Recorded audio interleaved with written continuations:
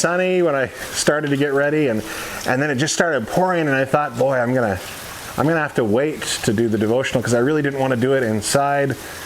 But I realized that as we're going into this next phase of our plan for peace, that too often we think that we're being withheld peace because the weather in our life has changed.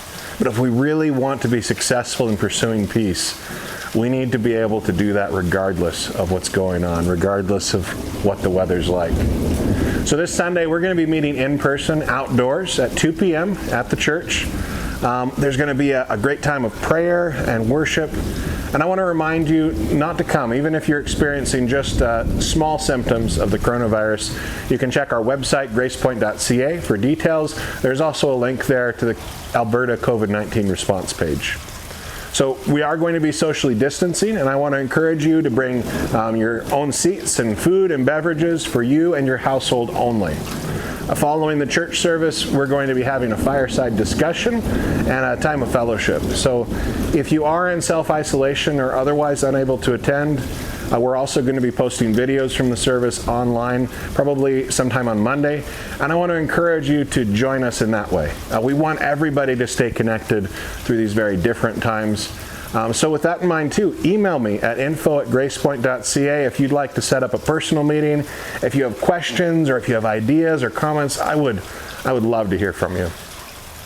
So our passage today, we're looking at what it takes to be unoffendable. And Peter and Jesus talk about this in Matthew 18:21 through 35. And then Peter came up to him and said, "Lord, how many times will my brother sin against me, and I will forgive him? Up to 7 times?"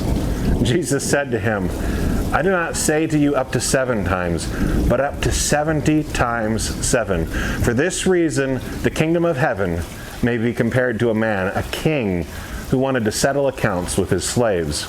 And when he began to settle them, someone was brought to him who owed 10,000 talents. And because he didn't have enough to repay it, the master ordered him to be sold, and his wife and his children and everything that he had, and to be repaid. And then the slave threw himself to the ground, and he began to do obeisance to him, saying, 'Be patient with me. I will pay back everything to you.'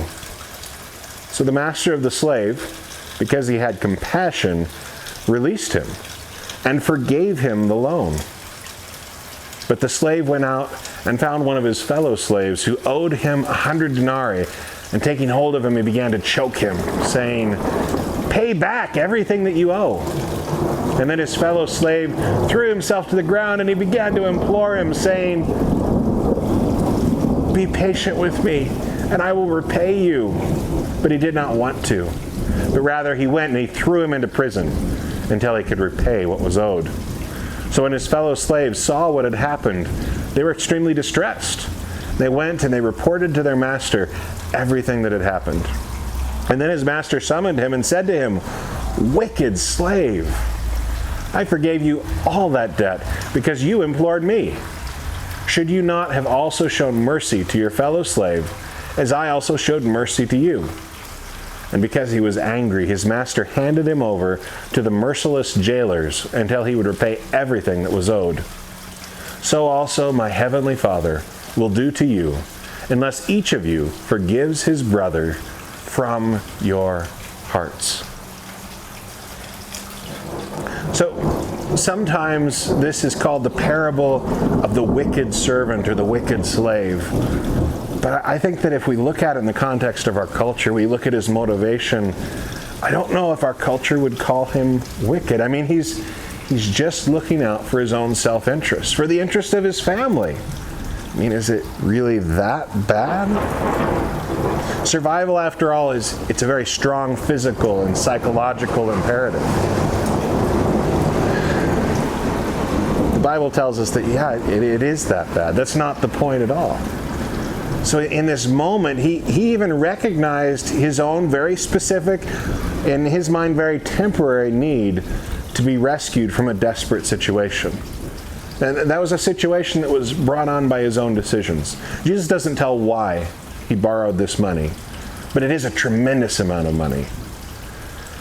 And he failed to pay that money back, knowing full well the consequences of that legally and in his context, because he tried to do the same thing to a man who owed him money. The purpose of this parable, it's not really important to understand how he came to be in that predicament, but to understand that he understood clearly what his predicament was, that his situation was absolutely hopeless, and understood that the situation of his fellow servant, his fellow slave, was equally hopeless. You can't pay something back if you're in prison. So this man, his master, he had mercy on him. And I believe that his master was trying not just to rescue him from that current situation, but he was also trying to rescue him from this prison of self-sufficiency. I mean, we all come to places where the tools and the talents that we have are just never going to be enough to provide even for our own self-interests, let alone the interests of our friends and our family. But this man, he believed that he had earned what he had been given, and so he was still bound to this myth of his own self-sufficiency, and he was all too ready to become another man's jailer, even for what was a minor offense. So this temporary crisis seemed to have been averted, but he couldn't get over himself. And that myth was poisoning him from the inside out, robbing him of what should have been peace and joy. So this Sunday, we're going to be talking about how to put this lesson into action in our own lives. To secure peace, we have to be unoffendable. We have to be able to move beyond our own rights, our own sense of identity and self-worth, and consider first in everything that we do the lesson that we have been taught by the one, Jesus, who sets us free. Thank you so much for your time today, and God bless.